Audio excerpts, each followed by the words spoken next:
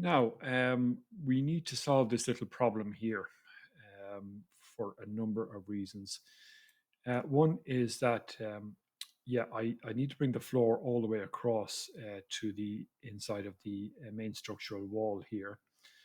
And I'm going to show you how I did that. So I'll do it over this side here. And as we know, anything that is constructed with the sketch can be modified. So I'll go into modify boundary, and what I want to do is I want to use my align command. And again, I want to get the edge of the wall here. So I'm hitting tab. Now I've selected it. So to this, align that.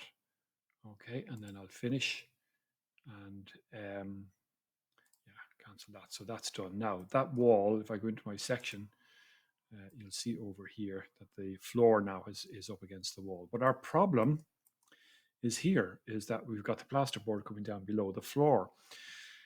So we'd like to be able to solve that. And the way to solve that is a little trick here. So I'm going to show you this now. So we're going to pick this wall. And we're going into its type properties and into the structure. And we've got a preview down here. So click on the preview and make sure that the preview is not in plan, but in section. Zoom in down here. All right, zoom in.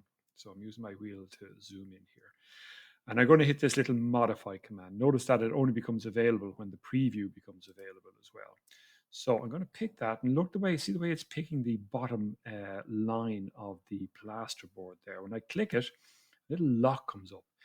Now, this is tricky to do. So you have to kind of move around until it changes color. Sometimes you have to wiggle in and out. There it goes. See that now it's changed color. And now I'm going to select it and it's unlocked. All right. Now I'm going to do the same here. I'm going to click on that one and I'm going to move around, zoom in and out maybe, move in and out. There, it's changed color.